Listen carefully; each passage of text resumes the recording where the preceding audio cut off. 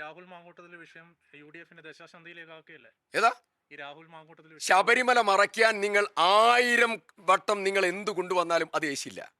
അത് വിശ്വാസികളുടെ മനസ്സിനേറ്റ മുറിവാണ്. ഈ രാഹുൽ മാങ്കൂട്ടത്തിന് കീഴടങ്ങണമെന്നാണ് അങ്ങ് പറയുന്നത് നിയമത്തിന്? വിശ്വാസികളുടെ മനസ്സിനേറ്റ കടുത്ത മുറിവിനെ മായ്ക്കാൻ ഒരു വിഷയം കൊണ്ടും സാധ്യമല്ല. അല്ല, ഈ രാഹുൽ മാങ്കൂട്ടം അങ്ങ് ഒപ്പം നിയമസഭയിലുണ്ടായ ശബരിമലയാണ് കോർ സബ്ജക്ട്, വിശ്വാസമാണ് ഏറ്റവും പ്രധാനം. അതല്ല, രാഹുൽ മാങ്കൂട്ടത്തിനെ കുറിച്ചാണ് നിങ്ങൾ 1000 വട്ടം ചോദിച്ചാലും അങ്ങയുടെ കൂടെ സഭയിലുണ്ടായ വ്യക്തിയാണ് അദ്ദേഹം. നിയമത്തിന് മുമ്പിൽ കീഴടങ്ങേണ്ടതല്ലേ? ഒരു നിയമസഭാ സാമാജികനല്ല അദ്ദേഹവും.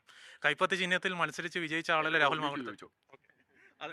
നിങ്ങൾ 1000 വട്ടം ചോദിച്ചാലും കേരളത്തിലെ ജനതയുടെ കേരളത്തിലെ മതേതര സംസ്കാര കേന്ദ്രമാണ് ശബരിമല.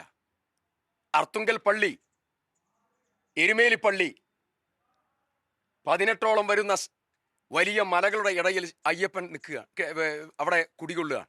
ആ പുണ്യ പൂങ്കാവനമാണ് ഈ തെരഞ്ഞെടുപ്പിലെ കോർ സബ്ജക്റ്റ്, വിശ്വാസി സമൂഹത്തിന്റെയും മതേതര വിശ്വാസികളുടെയും. ആ സബ്ജക്റ്റിനെ മാറ്റാൻ നിങ്ങൾ 1000 സബ്ജക്റ്റ് കൊണ്ടുവന്നാലും സാധ്യമല്ല. രാഹുൽ മാങ്കൂട്ടത്തിൽ എവിടെയാണെന്ന് പാർട്ടിക്ക് അറിവുണ്ട്? ഏതാ രാഹുൽ മാങ്കൂട്ടത്തിൽ എവിടെയാണെന്ന് പാർട്ടിക്ക് അറിവുണ്ട്? ശബരിമലയാണ് നമ്മുടെ പ്രധാന സബ്ജക്ട്.